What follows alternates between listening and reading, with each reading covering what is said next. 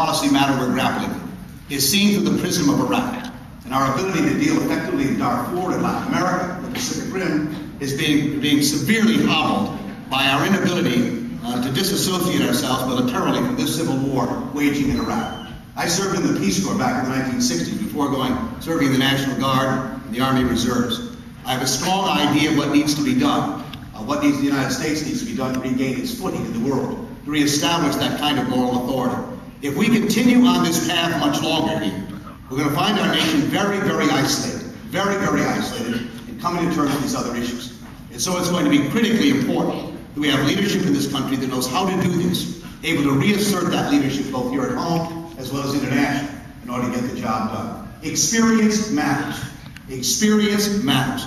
The proven ability to get results and to create change in our country. Not symbols of change, but real change is what America is looking for. It's not about turning up the heat or firing people up or screaming at each other. I think we're tired of that. We need to turn down the heat. We need to lower the rhetoric. We need to have leadership that can not only win an election by inviting not only Democrats and independents and Republicans to join in that effort, but then to lead in the same way here. This nation is tired of the divide. We're tired of listening endlessly to the conversation about why we can't come together. And I think the nation is anxious for political leadership that actually knows how to do this. And for a quarter of a century, it's what I've done. On every domestic and foreign policy issue, and every single one of them, my sponsor, my co-sponsor, has been a Republican for 26 years. From the Children's Caucus and Family and Medical Leave, and child care, autism, premature births, after-school programs, financial services, election law reform, in every case, I went out and intentionally sought out people of the opposition party to work with me, because I knew it wasn't going to happen if I didn't. I didn't agree with them on much else in many matters, but I went out and developed those relationships in order to create the kind of change that people are anxious for in this country. This is a time we need, I think, that kind of leadership here. Leadership that has the proven ability, not just rhetorically making the claims, but as all of you want to ask here, demonstrate to me that I can have a high degree of confidence that you'll be able to do what you say you want to do. And I've done that over the years. So for those reasons, I'm running.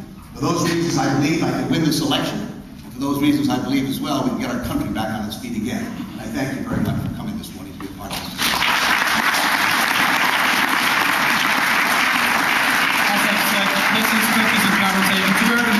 This is perfect time. This is my wife, Jackie, right here. Jackie.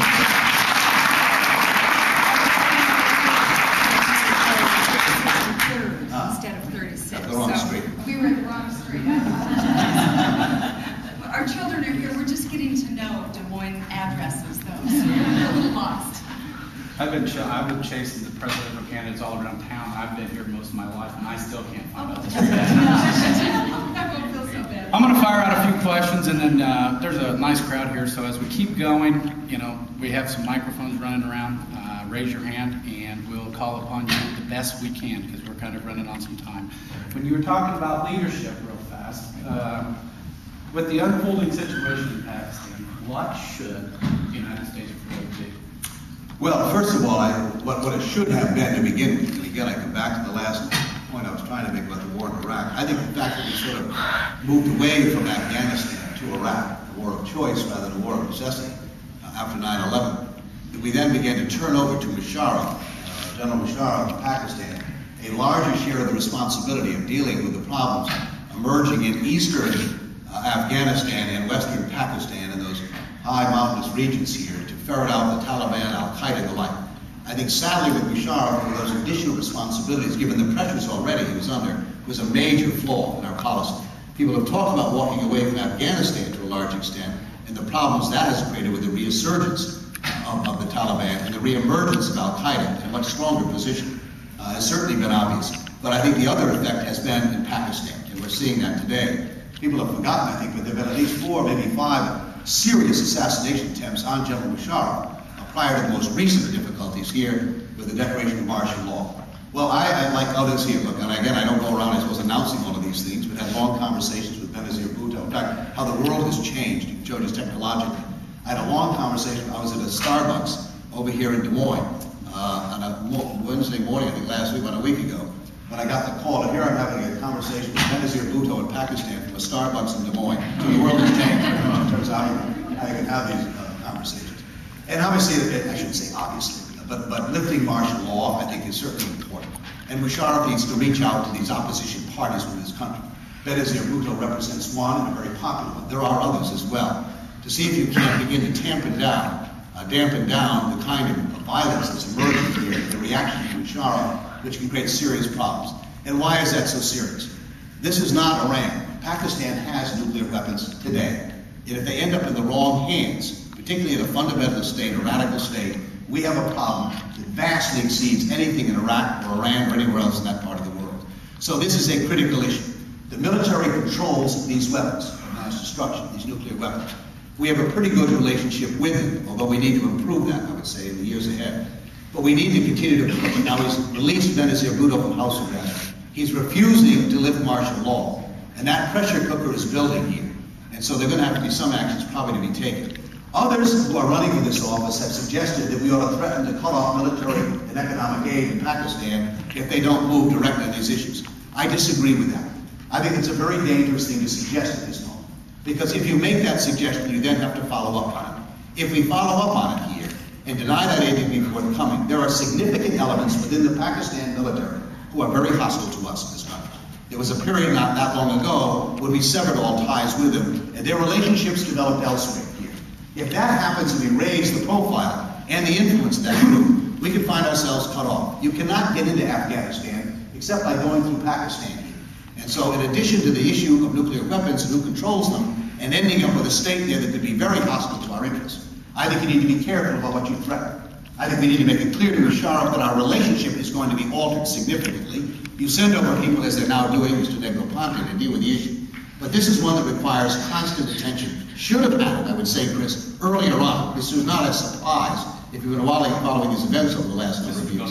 This has been going on for a long time. It's now reached a boiling point and places all of us at great risk because of the failure to lead on these issues over the last 6 years. And if you are elected president and as the next leader, you would follow? Well, again, absolutely. And you need, again, look, I am a great advocate for democracy, obviously, but elections are only, as there's an expression in Spanish, that says elections are only one note in the tune of democracy.